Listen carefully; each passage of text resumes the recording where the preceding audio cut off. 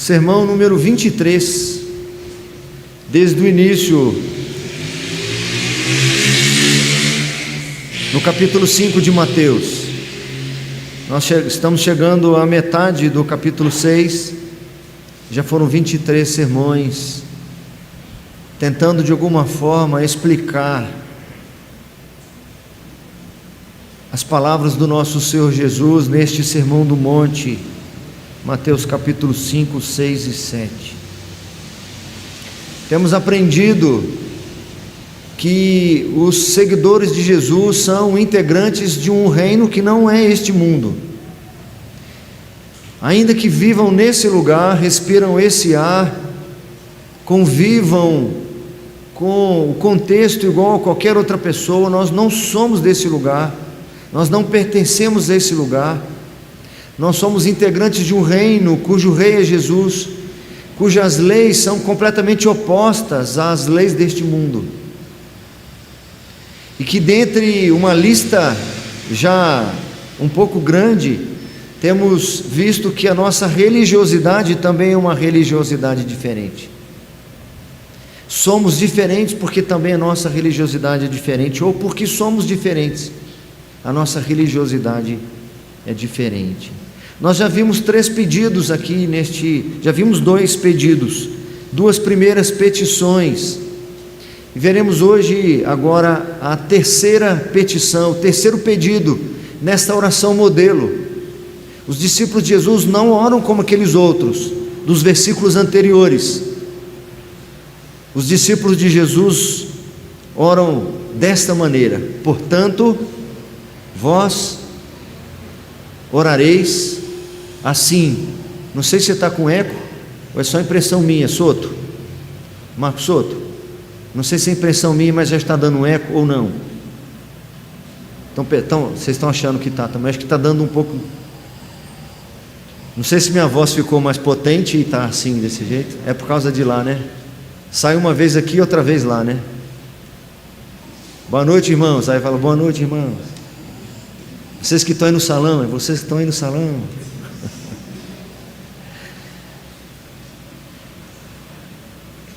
A primeira petição, o primeiro pedido: santificado seja o teu nome. O segundo pedido: venha o teu reino. E finalmente o terceiro pedido. Esses 3 pedidos até agora só tem a ver com o Senhor, o foco é Deus. Nossa oração é diferenciada porque antes de qualquer necessidade, antes de qualquer preceito humano, anseio humano, nós estamos nos relacionando com o Senhor na oração. Santificado seja o teu nome, venha o teu reino, faça-se a tua vontade, assim na terra como no céu. Esse terceiro pedido nós começamos a ver semana passada. Eu fiz 3 destaques. O primeiro destaque que eu fiz é que todos nós precisamos ter plena convicção de que se o Senhor atender a essa oração, atender a esse pedido, faça-se a tua vontade, eu vou encontrar um grande desafio, uma enorme dificuldade para obedecer.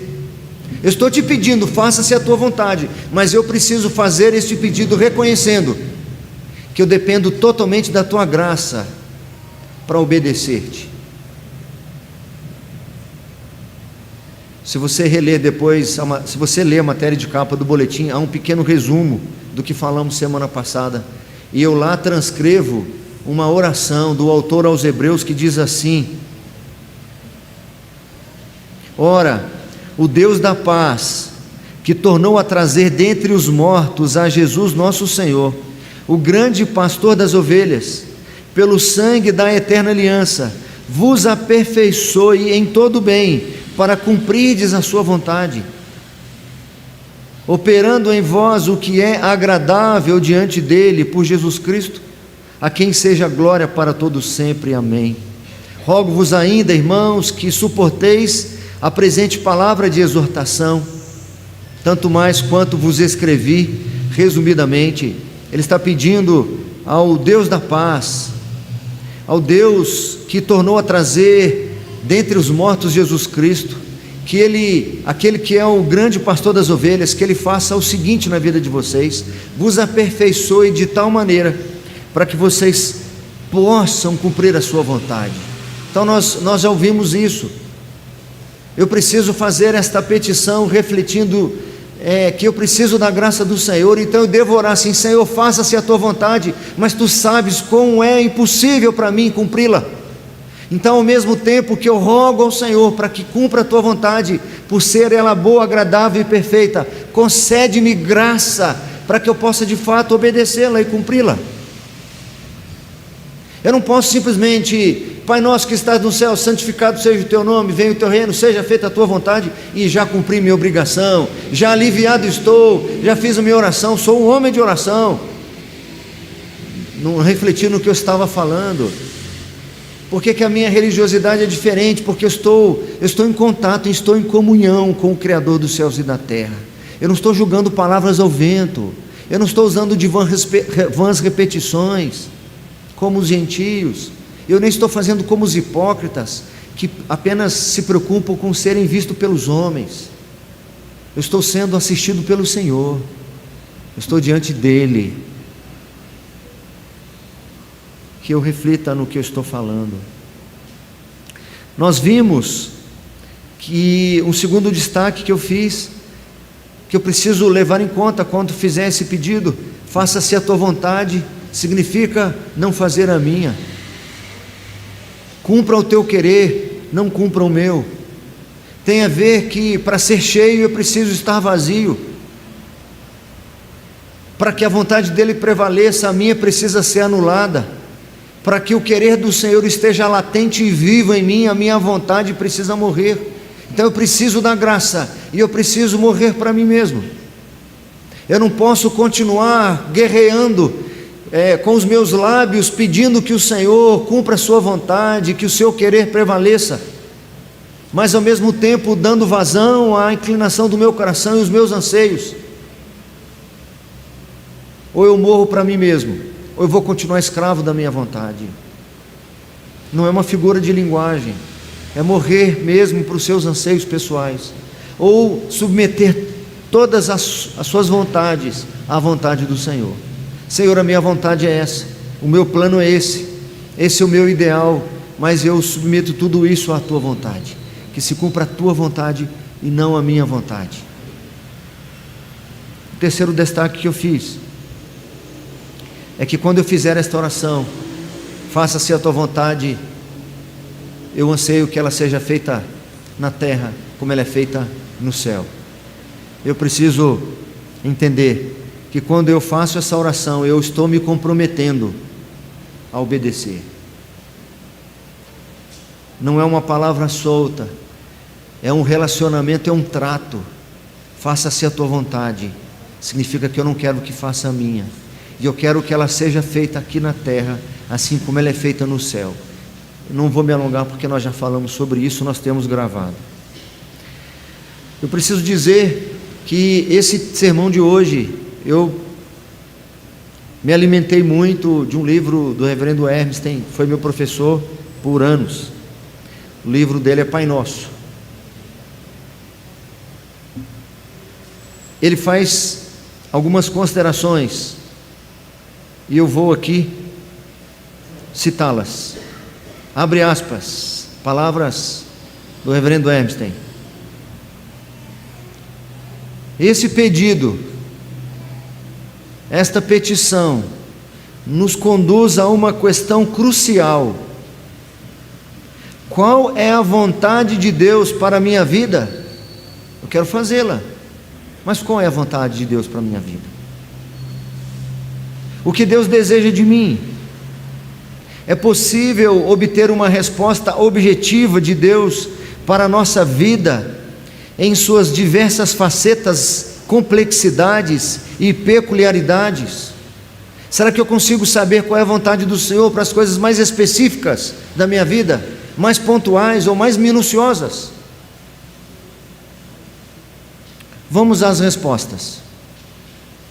Primeira resposta para essas perguntas: mas qual é a vontade do Senhor? Aqui nós tratamos de estrutura e não de conjuntura. Nós tratamos aqui de coisas consistentes e estáveis, e não as instáveis. Eu vou folhear as Escrituras e não vou encontrar a seguinte resposta: se eu devo me casar com fulana ou com Beltrana. Eu não vou encontrar uma resposta tão específica. Eu não vou encontrar o nome de alguém, se eu devo namorar esse alguém. Eu não vou encontrar o nome da empresa que eu devo aceitar trabalhar. Mas eu vou encontrar princípios que vão nortear essas coisas todas. Primeiro princípio, primeira resposta: Deus quer que nos arrependamos de nossos pecados. Essa é uma vontade do Senhor. O Senhor requer dos seus discípulos que experimentem ou passem por um arrependimento sincero.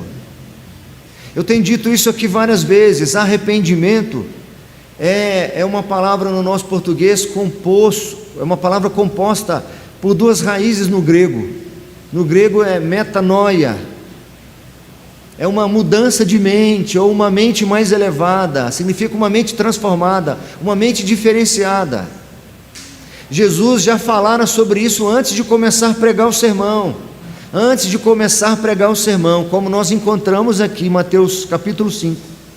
No capítulo 4, nosso Senhor está dizendo para aquela multidão: arrependei-vos, ou seja, tenham a mente de vocês transformadas. Ele diz isso por duas vezes, em Mateus capítulo 4, depois que passa por aquela tentação no deserto, quando ele inicia então o seu ministério terreno. Ou seja, tenham a mente de vocês transformada, para que vocês vejam as mesmas coisas que viam antes, ou ainda, para que vocês vejam as mesmas coisas que todo mundo vê, mas vocês olhem numa ótica diferente, vocês valorizem de uma forma diferente, vocês avaliem as coisas de uma forma diferente. O mundo avalia que bem-aventurado é quem ganha.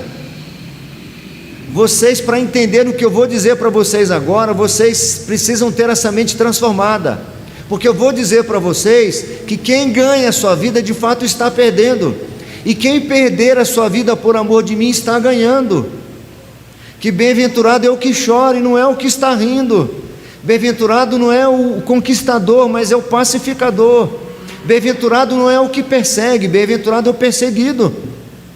Bem-aventurado não é o que vinga a ofensa pessoal, pelo contrário, bem-aventurado é quem ama o seu inimigo, é quem ora por seu adversário. Bem-aventurado não é o que esbofeteia o outro, mas é quem recebe o bofete e dá a outra face para ser esbofeteada.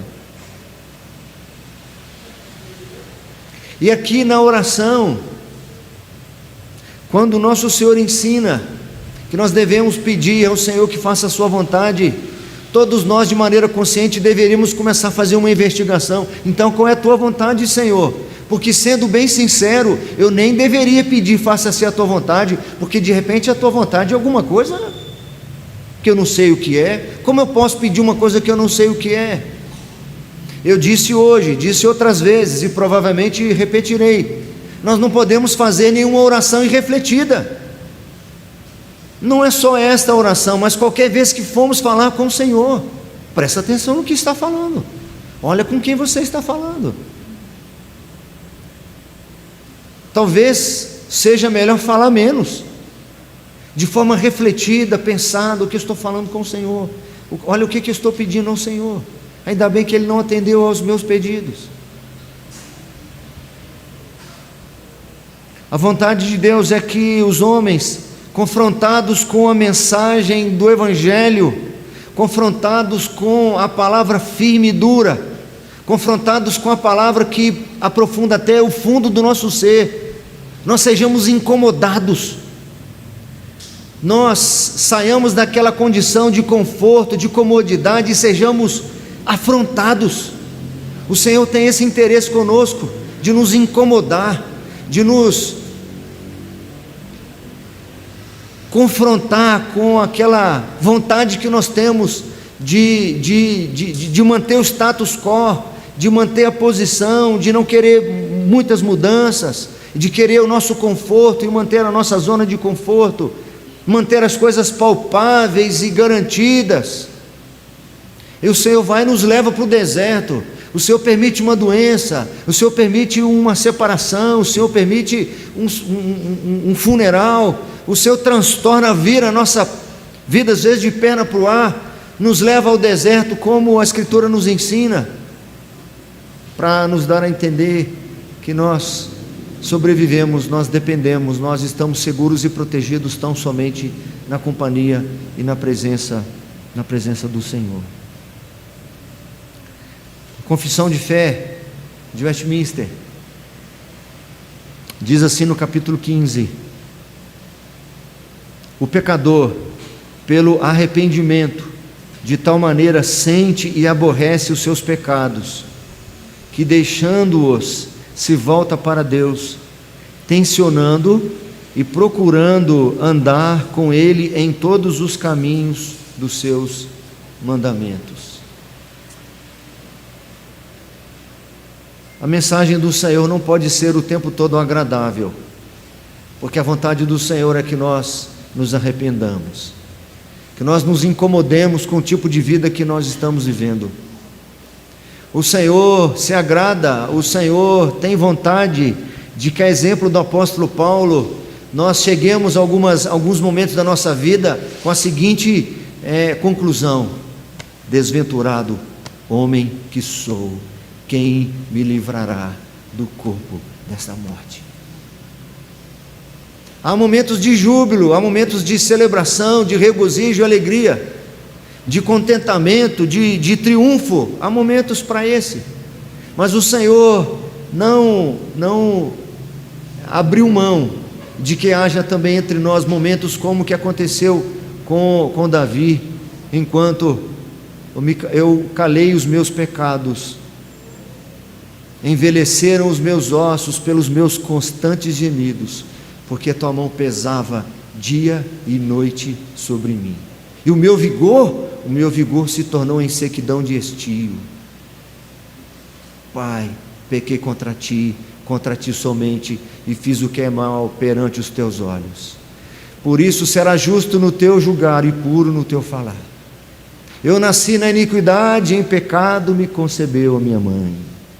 Quebrantamento, irmãos, é algo que não é muito mais comum nos nossos dias, cujas mensagens falam apenas de vitórias, de triunfos, de conquistas, de realizações, falam de colheitas sem a fadiga do plantio, sem a expectativa das chuvas, sem o trabalho de sol a sol, de chuva a chuva. Apenas decretamos, apenas tomamos posse.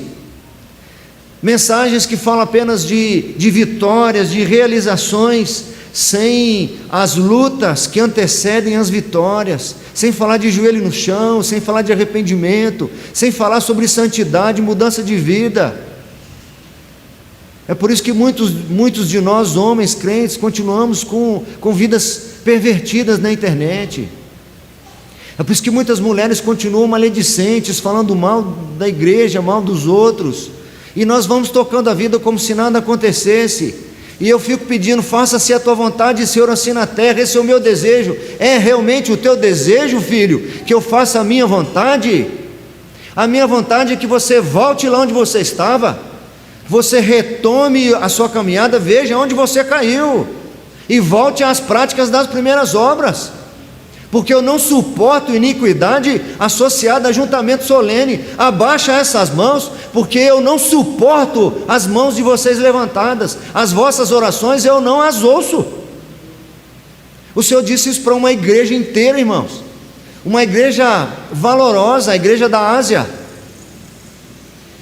Nós encontramos no texto, eu acho que em Atos ainda, o apóstolo Paulo, quando fica 3 anos e meio lá na igreja de Éfeso, na Ásia, e diz que todos os moradores da região ouviram o evangelho a partir daquela igreja, uma igreja evangelista, uma igreja comprometida com a palavra, uma igreja operosa, poderosa, grande. Mas lá na frente, anos mais tarde, nós vamos encontrar Paulo falando para Timóteo e ensinar aquela igreja a afugentar as perversões.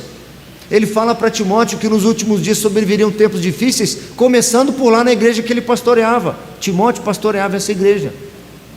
E essa igreja ainda continuou se afastando, a ponto de alguns anos mais à frente ainda, já agora no livro de Apocalipse, quando o nosso Senhor Jesus manda as cartas às 7 igrejas, uma das cartas era a igreja de Éfeso.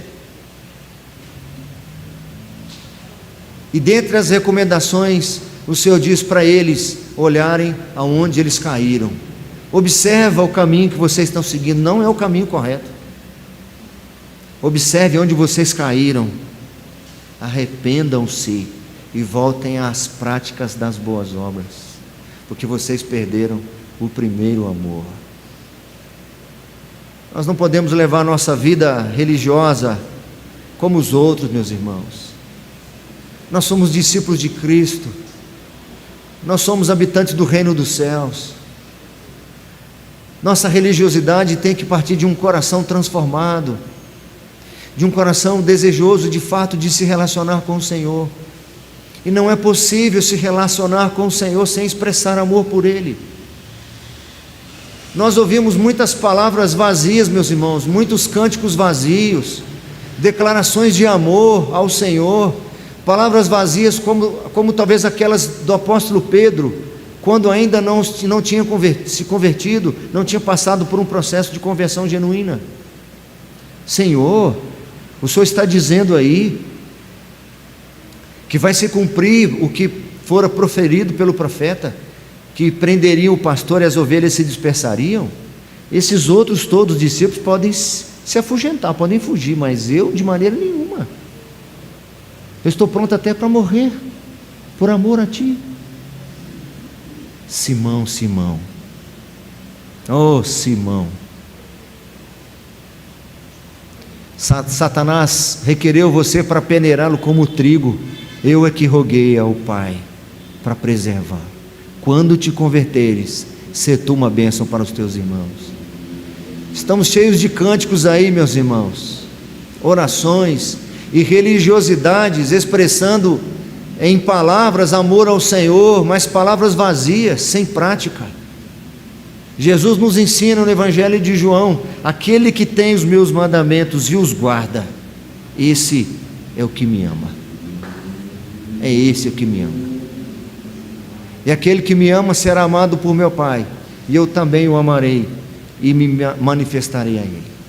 Ainda no Evangelho de João ele diz assim: vós sois meus amigos se fazeis o que eu vos mando. Que a nossa oração seja: faça-se a tua vontade, Senhor. Mas eu reconheço a dificuldade, talvez até a impossibilidade de realizá-la. Ajuda-me, Senhor, a me arrepender dos meus pecados. Não fala só sobre aquela primeira conversão, aquele primeiro arrependimento. Fala de um arrependimento constante, de todas as vezes que nós fizermos alguma coisa que entristeça o Espírito Santo de Deus. 2.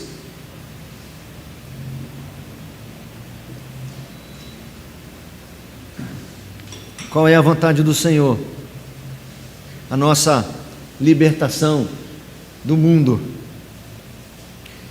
O apóstolo Paulo, escrevendo aos Gálatas, diz assim: o qual se entregou, falando de Jesus, o qual se entregou a si mesmo pelos nossos pecados, para nos desarraigar deste mundo perverso, segundo a vontade de nosso Deus e Pai. Nós demonstramos nossa diferença de todos aqueles que ainda não seguem Jesus, à medida que nós cumprimos a vontade do Senhor na nossa relação com este mundo e com todas as coisas deste mundo. Isso não nos pertence mais, não é mais o nosso sonho de consumo, não é mais a meta da nossa vida, não é mais o que nos enche a nossa alma, que nos traz contentamento e realização. Nós somos peregrinos neste mundo, somos estrangeiros daqui. Se o Senhor der, louvado seja o nome do Senhor. Se Ele tomar, louvado seja o nome do Senhor. Se eu tiver, louvado seja o nome do Senhor, mas se eu não tiver, louvado seja o nome do Senhor. O apóstolo Paulo aos Coríntios diz: e se vivemos, para o Senhor vivemos, e se morremos, para o Senhor morremos. Queira vivamos ou queira morramos, somos do Senhor. Somos do Senhor, não somos deste mundo. Mas o nosso foco muitas vezes não é esse, o nosso empenho não é esse, nossa dedicação maior, nosso interesse maior é este mundo mesmo. Nossos investimentos são nas coisas terrenas e não nas espirituais. Nossos anseios são pelas coisas visíveis e não nas invisíveis. O apóstolo Paulo aos Coríntios diz que nós temos um depósito, nós somos vaso de barro, mas temos um depósito dentro de nós preciosíssimo, que é valoroso demais, é mais valioso do que qualquer coisa, que é o óleo precioso, que é o Espírito que habita em nós. E aí ele continua dizendo assim: por isso, não desanimamos, ainda que o nosso homem exterior se corrompa, contudo o nosso homem interior se renova de glória em glória, porque a nossa leve e momentânea tribulação produz para nós eterno peso de glória acima de toda comparação, porque não atentamos nós nas coisas que se veem, mas nas que não se veem, porque as que se veem são passageiras, e as que não se veem são eternas. É lá que nós depositamos nossos olhos, é lá que nosso coração está guardado, é lá onde está o nosso tesouro. Anseio pelo novo céu, pela nova terra, anseio pela volta do Senhor Jesus Cristo, anseio de estar na presença do Senhor de forma plena e completa. Eu não sou mais desse mundo, eu vivo nesse mundo, interfiro nesse mundo, influencio esse mundo como sal da terra e como luz do mundo, mas meu coração não está mais nessas coisas. Meu anseio agora está muito mais elevado, está nas coisas do Senhor. O apóstolo Pedro diz assim na sua primeira epístola: ora, tendo Cristo sofrido na carne, armai-vos também vós do mesmo pensamento, pois aquele que sofreu na carne deixou o pecado, para que no tempo que vos resta na carne já não vivais de acordo com as paixões dos homens, mas segundo a vontade de Deus. Essa é a vontade de Deus, que nós sejamos desarraigados, desvencilhados das coisas desse mundo. O que é que aflige a nossa alma? O que nos traz grande desconforto e ansiedade? O que perturba o nosso coração? Aqui mesmo no Evangelho de Mateus, mais à frente, nosso Senhor diz assim: não andeis ansiosos pelo que é vez de comer ou beber, nem pelo que é vez de vestir, porque não é a vida mais do que o corpo? Não é o corpo mais do que as vestes, e a vida mais do que o alimento? Se o Senhor deu a vida, não vai dar um alimento? Se deu o corpo, não vai dar as vestes? Observai as aves dos céus, observai os lírios do campo. Aí ele diz lá: eu vou dizer para vocês o que vocês devem procurar em primeiro lugar: o reino de Deus e a sua justiça, e todas as outras coisas vos serão acrescentadas. Ele vai dizer ainda aqui no Evangelho de Mateus: vinde a mim vós que estáis cansados e sobrecarregados, e eu vos aliviarei. Eu vou repetir esse texto no finalzinho daqui a pouco, se eu lembrar, porque eu preciso fazer referência ao texto que nós já lemos hoje aqui no boletim, no período de contrição.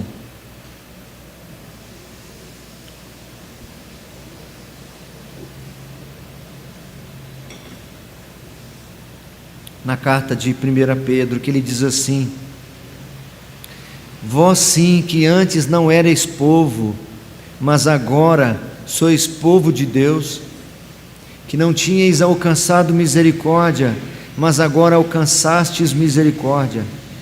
Amados,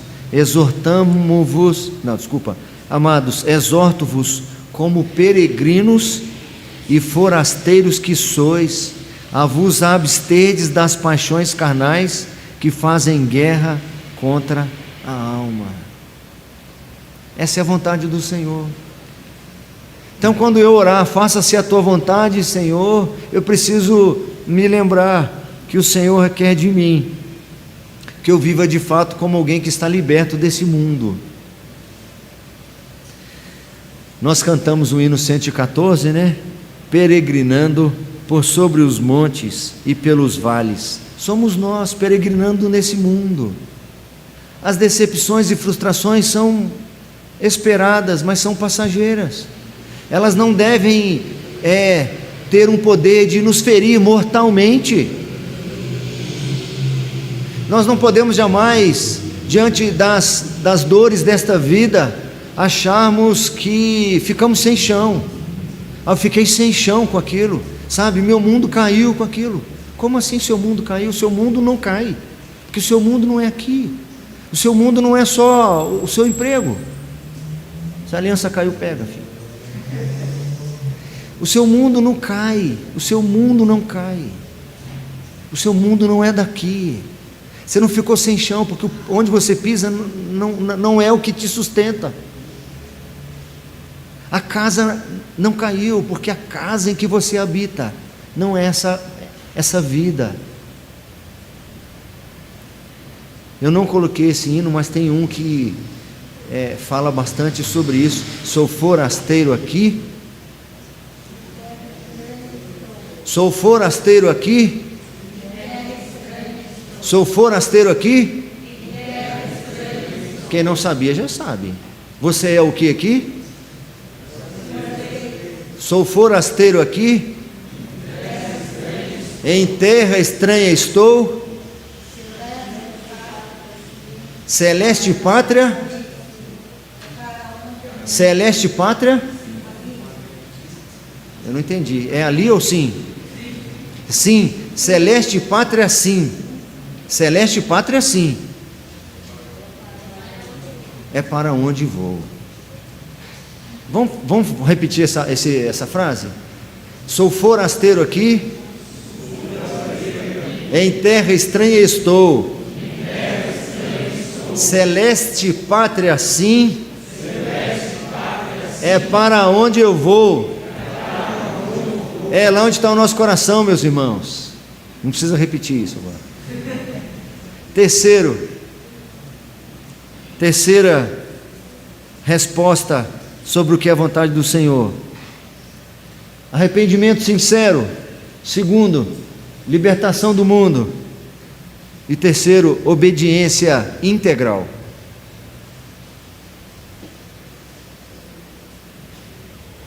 E nós vamos encerrar nesse. O Senhor quer isso de nós. Obediência integral, inteira, em todas as áreas. Tem uma frase de um teólogo alemão, viveu no período da Segunda Guerra, Dietrich Bonhoeffer. Tem gente que fala Dietrich, mas é Dietrich Bonhoeffer. Ele diz o seguinte: conhecer as ordens de Deus é graça.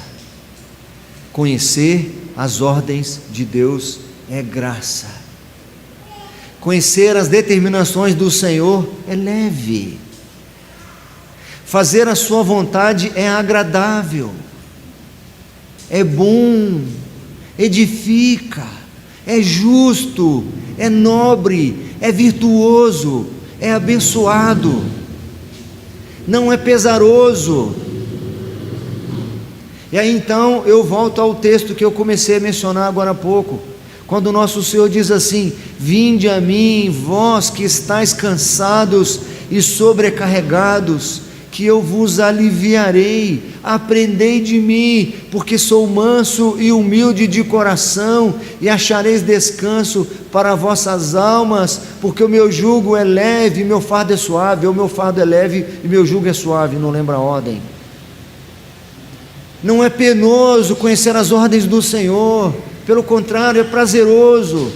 É óbvio que nós encontramos resistência no nosso próprio coração que se alimenta de qualquer coisa. Ele quer a todo custo roubar a glória do Senhor. Ele quer resistir à vontade do Senhor para que a sua própria vontade prevaleça. Nosso coração é enganoso e desesperadamente corrupto. Quem o conhecerá? Escreve o profeta Jeremias. Reverendo Hermes diz o seguinte: Deus deseja que lhe obedeçamos prazerosamente, de todo o coração, fazendo as nossas tarefas cotidianas como uma prenda para Deus, já que em última instância é a Ele quem estamos servindo. Todas as áreas da nossa vida, os nossos negócios, a forma de lidar com o dinheiro, os nossos relacionamentos, seja com o cônjuge, criação dos filhos, seja no relacionamento com os pais, com os amigos do trabalho, seja lá na faculdade, no colégio, em tudo que eu fizer, eu preciso levar em conta que eu estou fazendo é para o Senhor. Não tem nada pesado demais. O apóstolo Paulo aos Coríntios ele diz assim: nunca vos sobreveio provação que não fosse humana, mas Deus é fiel e não vos deixará ser provados além das vossas forças, porque juntamente com a provação vos proverá livramento, de sorte que a possais suportar. O Senhor não quer que eu seja obediente simplesmente no horário do culto. Ele não quer que eu seja obediente simplesmente na minha frequência regular ao local de culto, às programações da igreja. Ele quer que eu seja obediente como um cidadão, cumpridor das suas obrigações, como um marido exemplar, como uma esposa digna diante do Senhor, como pais que criam os filhos no temor e na disciplina de Cristo, como empregados, como funcionários zelosos e dedicados, que não fazem pelo salário, não fazem pelas recompensas humanas, fazem pelo Senhor. Então, quando nós orarmos, faça-se a tua vontade assim na terra como no céu, eu devo perguntar: qual é a tua vontade, Senhor?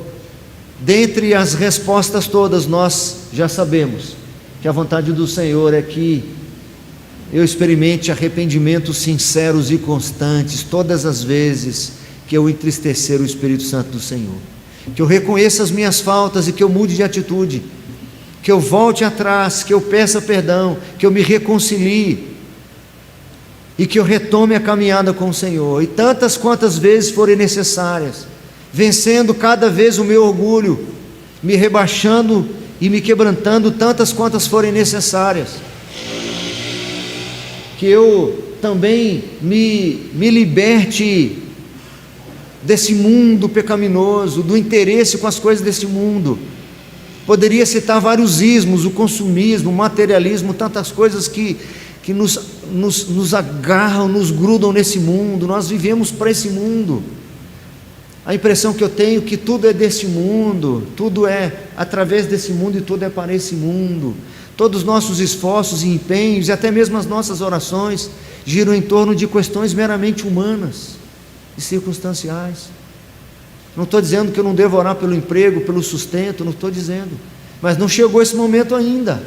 Antes de pedir pela coisa mais essencial, que é o pão de cada dia, do ponto de vista humano, o Senhor está mostrando que existem coisas mais essenciais do que o próprio pão de cada dia. Nossa obediência integral.